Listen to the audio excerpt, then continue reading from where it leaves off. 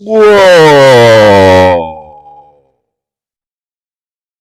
Welcome to the Treasure Tree Therapy Planters Podcast. I'm your host, Master Cheese. You're in for another good one today. We're going to start off with some injuries, focus on some injuries that's going on throughout the league. Then we're going to transition into, you already know, prime time. Lastly, we'll do the Chicago Bears with a dibble a little NBA, where we'll focus on Luka Dončić. You're in for a good one. You don't want to miss it. Stay tuned. Bloop. Someday. Welcome back to the Treasure Tree Therapy Planters Podcast. Again, I'm your host, Master Cheese. We're going to say it a little differently because the sun is beaming today. As you can see, we're getting vitamin D. And it's November the 15th on a Wednesday. Crazy.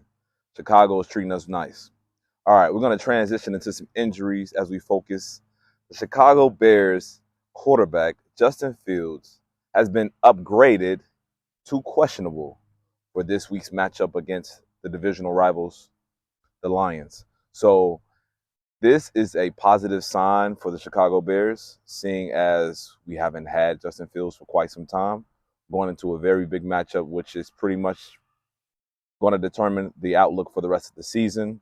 Hopefully Fields is ready enough to at least get this W, and the Bears can get a win, and we'll make it nice and juicy as the season progresses. All right. In addition to that, we'll touch more on the implications that the Lions versus Bears game will have this weekend later in the segment. This is a Treasure Tree Therapy sidebar. There is another injury that occurred to the Chicago Bears, and it's not Justin Fields. It's the fact that the Minnesota Vikings have acquired Joshua Dobbs. Now, I know you're wondering, why does anyone care? What does that have to do with the Bears? When you look at our division, we had Aaron Rodgers leave. We had Kirk Cousins, who was on his way out as he got older. And we have the Detroit Lions, who may be iffy at the quarterback position. A lot of years of terror for the Chicago Bears dealing with opposing quarterbacks within our division. And now Joshua Dobbs is with the Minnesota Vikings. A lot of people may not understand what that means, but that is a great talent. And dealing with having the coaching and the talent around him, I believe that's a powerhouse. The defense is also a good defense, starting with Danielle Hunter.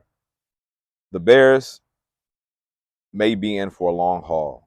Joshua Dobbs being with the Minnesota Vikings has flipped the whole division, and it's something to pay attention to. The Vikings, it might hurt for me to say this as a Bears fan, potentially are Super Bowl favorites now. This is a Treasure Tree Therapy sidebar. The next injury that we want to focus on is, wait, hold on one second. Breaking news.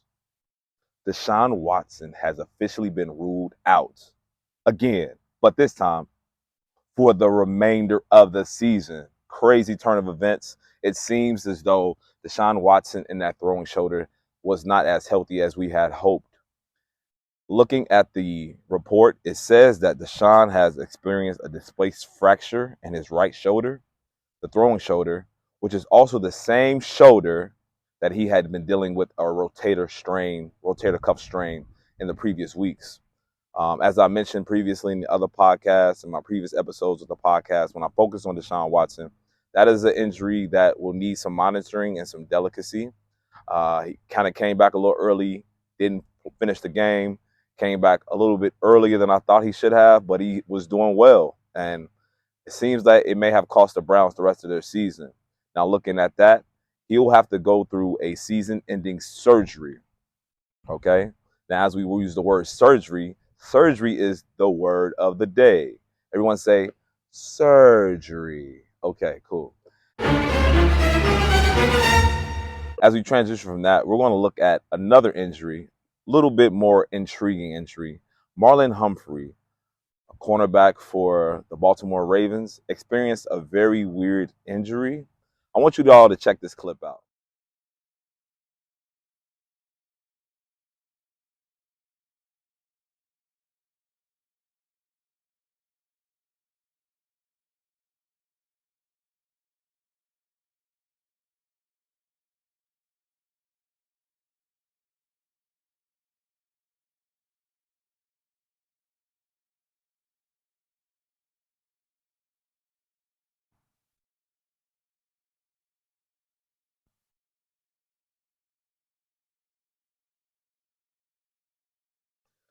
He suffered what appears to be a weird calf injury, but if you look at the video, this is typically where the online experts would say it may have been an Achilles tear.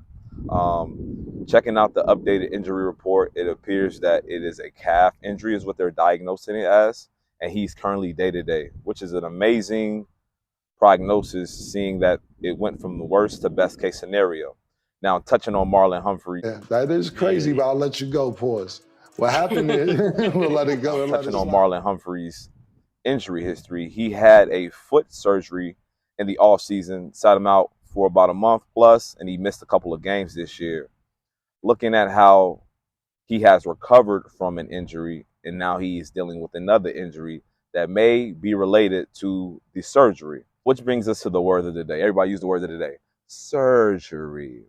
With surgery, as we look at how surgery works, surgery is a game changer when it comes in terms of players' recoveries, people recovery, and just overall upgrades, innovation to the medical field.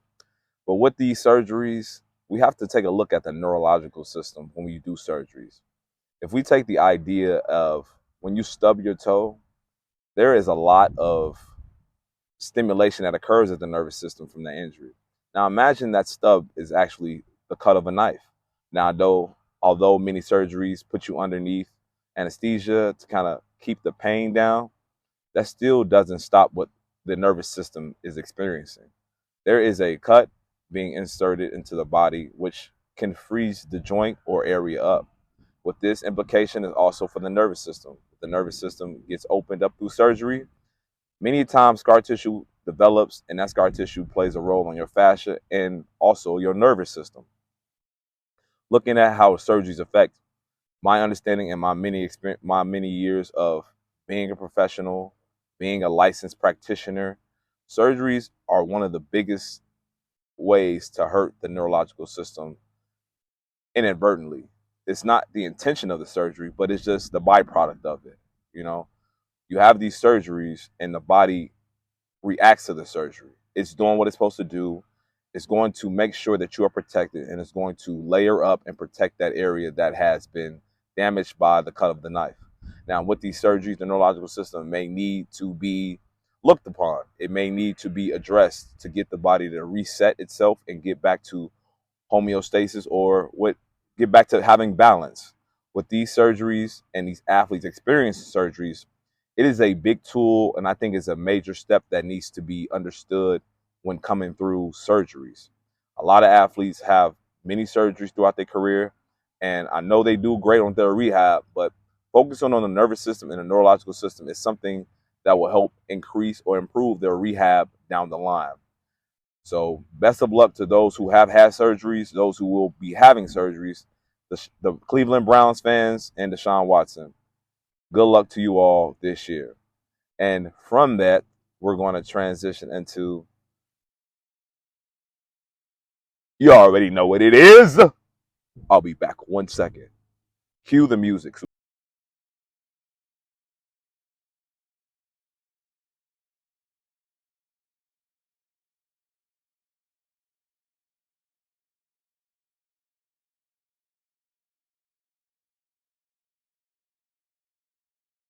Prime time. Yes, prime time was back in action again this weekend. And unfortunately, he took another L. They're on a losing streak. They remind me of the Los Angeles Clippers or my fantasy football team. But anyway, carry on. Prime time ended up having a very tough matchup this weekend. Went down to the wire as he faced Arizona. They end up losing 31-34 off a last-second field goal. But as you can see, the program is starting to turn. That's a very competitive team going down to the wire with a good ranked, highly ranked opponent. 21st in the nation, as I reported last week, was their ranking. Looking at how they lost, the defense sucked. You know, they just can't stop the running game. Just let them run all through. Just let them run all up and down the field all throughout the game, and that's what cost them. Hopefully, primetime Sanders can figure it out on the defensive end as he continues to learn how to be a coach at this level in the NCAA. But very tough blow, another L, and they are coming down to the wire. Now, before we transition to what Colorado needs to do, we're going to look at Shedeur Sanders, again, who needs to be considered as an NFL quarterback. He is a great talent, and I think a lot of teams will be looking after him at the next year's draft. But looking at Shedeur's stats, Shedeur was balling. He even scored on the opening drive. He ended up leading them to scoring in the opening drive, and that's great for the Buffaloes. Seeing him bounce back from many weeks of disappointment. Shedeur ended up going 22 for 35, 262 yards, and 2 touchdowns through the air. Now, this is a positive step for Shedeur, as he was only sacked, I believe, 2 times. This is a positive sign for Shedeur. He's continued to ball. He's continued to show the nation why he should be considered as one of the better quarterbacks in NCAA. Unfortunately, the Colorado Buffaloes as a whole are unable to figure it out together. Now, looking at the remainder of their schedule, they have Washington State and they have Utah, which is ranked number 16th in the nation at the moment. Now, this is going to be one of those how the movie goes, where the hero was on his way up and then at the end he still ends up losing. This is going to be tough for primetime Sanders to figure out how he can get 2 dubs to become bowl eligible. Now, I believe the game this upcoming weekend against Washington State is a winnable game. You win that game, you need one more game to become bowl eligible. But then you have to play Utah. Utah is a pretty good team. They're even better than Arizona. And if they can see the weaknesses that you experience going up against Arizona, I believe he'll have his hands full. So it'll be an all hands on deck effort for the Colorado Buffaloes as they look to become bowl eligible. I do want to say it is still it's still really good to see him turning around in the sense of being competitive and continue to show progress his first year at Colorado. So shout out to Prime Time and continue to wish the best for him as he continues to learn from the game and continue to do better. Best of luck to him this weekend. And we're going to transition to that we can leave the glasses on today, but I'm going to take them off anyway. The Chicago Bears. 1 second. The Chicago Bears played the Carolina Panthers on Thursday Night Football. They got a victory, 13-6 was the score, or 16-13 good guys. Not a very good game, kind of sloppy game. Carolina, unfortunately, is a very bad team, just as bad as the Bears. So it was good to get a W, and more uplifting news, Justin Fields is questionable coming up this weekend. Now, for the Chicago Bears, Tyson Bagel had a fairly conservative game. He ends up going 20 for 33, 0 sacks, 0 TDs, and 0 interceptions. I like no turnovers over there. I like it. I love it. I love it. I love it. I love it. But looking at progressing forward, we have to play the Lions. It's a divisional game this weekend, going up against one of the better teams in the NFL, and Justin Fields coming back possibly. It's going to be a tough task, but not an impossible task. This is going to be a game that's going to be predominantly is going to show you how coaching works for the Chicago Bears. If they can figure out a nice game plan, at least keep the turnovers to a minimum and keep the Bears in a position to win the game down the stretch and keep it in Justin Fields' hands, we'll see how that goes. A lot of hopes, a lot of expectation, and we'll see if they can pull it off. This game is Justin Fields calling. If things don't go well, this could be the end of the saga for the Justin Fields era. So hopefully the Bears can muster up a win, or at least show positive signs that the team is in the right direction, playing up against one of the better teams in the NFL. All right. Now, that's enough of the NFL, guys. And we're going to transition to a little bit of NBA. Yes, NBA season is upon us. The in-season tournament that I am still kind of confused about. I believe a lot of people may be confused about. But nonetheless, it is part of the NBA season this year, and we'll learn more as the season progresses.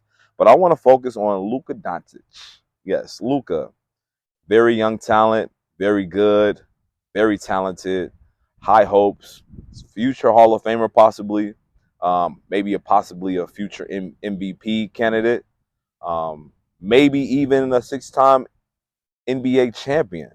These are a lot of expectations, seeing as that he's pretty young. Um, at Luka's age, though, being in his early 20s, he experienced ankle injury. To be exact, it was up against the Los Angeles Clippers. Yep. Oh, man. Wow. Tell you what, that just looks awful. Now, I'll focus on these injuries. I've been paying attention to this for a very long time. It's something I've written about over the years as well. Luka experienced a very bad ankle injury in that game, dating back to the bubble era, roughly around COVID time. He experienced a very bad ankle injury. From my recollection, he was going up against Kawhi Leonard. He was guarding him pretty good, and Kawhi's knee went through his leg, and he sprained the ankle pretty bad. He ended up leaving, coming back later. They were able to manage the ankle and get him well. But that ankle injury happened several years ago, and it's still showing to be his Achilles heel. No pun intended. That ankle injury may not be a big deal to most, but it is a big deal to me. It is affecting Luka's ability to play solid defense and sprint up and down the court. Wide open lane. Man, you can really see the grimacing from Luka right now. He finished. This does not look good. Does not look good. Even early in the season, he was questionable. I know that he loves to play basketball. He's played international basketball, but the biggest issue with Luka Dončić's injury is that no one's paying attention, or I don't believe they're doing to the fullest paying attention to how it is affecting his nervous system. Luka, another drive, absorbs some contact, no foul. And he's limping now and just come down. The nervous system needs to be taken care of. Now, Luka's going to get away with it because he's a pretty young dude, and the nervous system can handle most up till about the age of 29, 30. But as you see his career progress with that ankle injury, if it's not addressed, you're going to slowly start to see these weird nagging injuries. Slowly try to start to see these weird nagging injuries. It's something that needs to be addressed. It's something that we specialize here at Treasure Tree Therapy. Been doing this for a decade. Coming up on December 1st will be a decade in the books for me. So looking forward to continue to do what I do and working with the athletes that I work with. But just wanted to touch on Luka Dončić's injury. As you guys pay attention to how he plays, just pay attention to how badly that ankle is. Although he's playing pretty well, it's called longevity. If you want to fill up the gas tank now or fill up later, you better do it now. So as I say that, it will be best if the Mavericks look to slow down and take care of his injuries and stop him from playing during the summertime. The summertime is the best time for these athletes to kind of recover. And with his young age and his youthfulness, he loves to play basketball, and they need to shut that down, especially when you have a franchise-like player like that. If you want to look at more of the information that I have written up on Luka, you can check out my Twitter account, Treasure Tree, on Twitter. You can also check out the website, TreasureTreeTherapy.com. I like to keep these podcasts short, so if you want any more information, just follow those. You can also email me at TreasureTreeTherapy@gmail.com. But that's all I got. It's a beautiful day, and I might go work out today. But on that note, Treasure Tree Therapy, planting seeds today for future generation success. Someday.